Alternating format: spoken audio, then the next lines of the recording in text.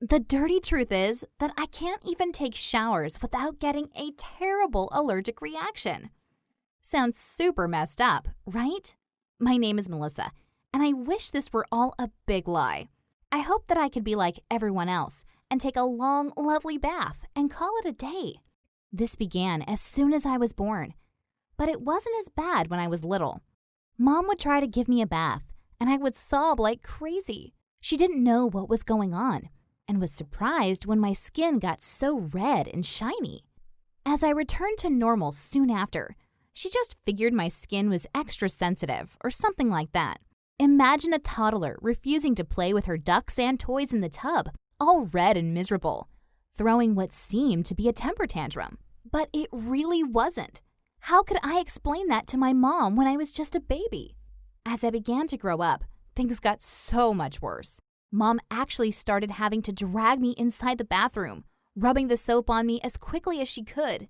Then she'd let me rush outside and dry off quickly. I remember my skin getting so red and I got so many pimples. Funny enough, Mom thought this happened because I refused to bathe for long enough. She got exhausted from doing this every single night. So when I was about 7, Mom sat me down and told me, "Melissa, from now on, you'll have to take showers alone. I'll stand outside the door if you want me to, but you are growing up, and I can't keep forcing you into the bath." Mom wasn't irresponsible or anything like that.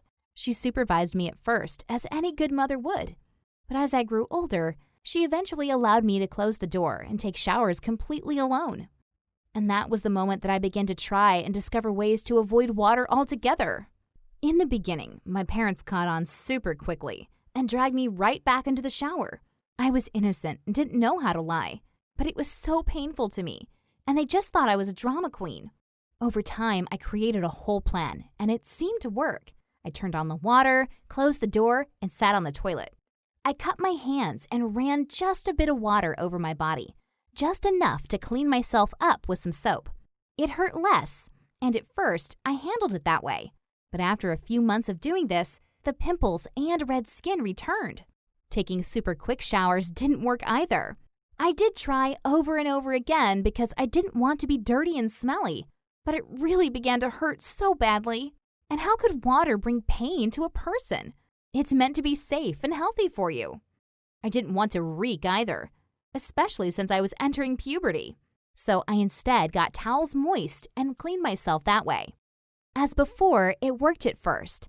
But then, oh God, my body's reaction to it was terrible. To make my mom think I was bathing as I should, I learned all these little tricks, pouring shampoo down the drain and making her buy liquid soap so I could do the same.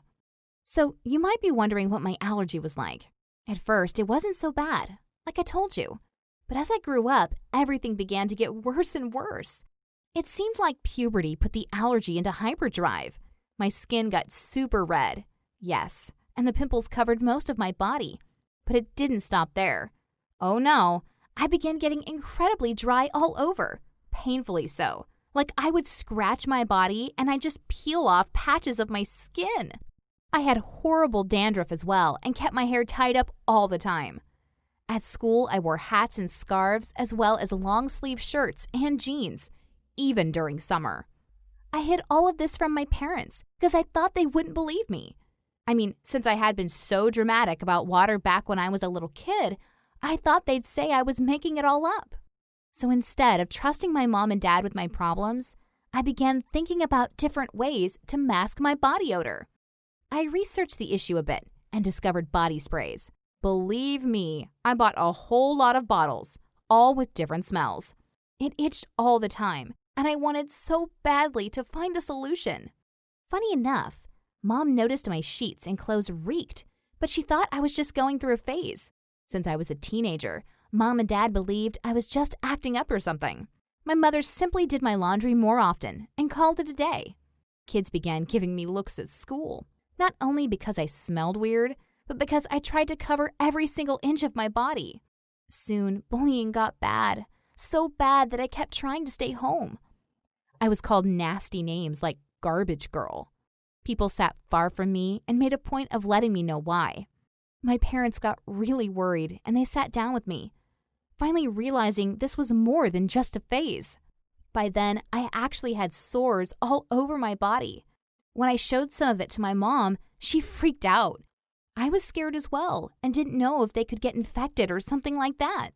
"Why didn't you tell me about this before?" she asked. "I was worried you wouldn't believe me," I replied, beginning to cry miserably. My mom hugged me so tightly, and it felt like such a relief. She believed me after all. "I'll always be there for you. You need to know you can trust me," she replied. And I completely opened up then. I told her everything, how I constantly tried to avoid showering, how I was in so much pain whenever I did dare take a bath. It was like the water seemed always to be boiling hot, even if I took icy cold showers. I disrobed and showed my mom the real damage.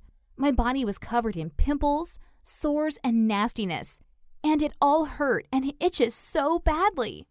Mom and Dad took me to the doctor, acting super supportive for the first time in my life. "We want to help you, darling. We aren't your enemies. We are really sorry we didn't realize how bad this was before it got this awful," they said. And though I was worried, at least they finally knew, and they didn't call me a liar or a drama queen. "Thank you so much," I replied in tears, feeling like a significant weight had been pulled from my shoulders. The dermatologist checked out my skin and told my mom and dad that they needed to run some tests.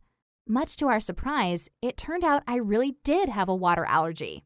It was so confusing. It sounded like a super made-up condition. "Is that even possible?" I asked, still believing that there had to be something else wrong with me. Apparently, it was real, and I had it. We were all super worried because I couldn't live the rest of my life without cleaning myself. It seemed like there were some potential alternatives. Cleaning the dirt away with baby wipes wouldn't give me any allergic reactions. That was such a relief. And then I had to apply 2 different creams. Not regular over-the-counter products, though. I couldn't purchase them without a doctor's order. And even though I'm a girl, I decided keeping my hair short was far better than having dandruff all the time. I didn't look as cute, but at least I didn't need to wear hats all the time. So the first time I tried this method, I was shocked at how well it worked. I had to use like 3 packages that night because there was so much accumulated dirt. It was really disgusting. After a few days, though, I could get myself clean with only a quarter bag. That was truly a relief because baby wipes are so expensive. Ever since then, my life has completely changed. Understanding my condition was the first step to feeling better with myself. It was so nice not to have to cover myself constantly. My skin wasn't bright red, and the sores slowly began closing thanks to the creams.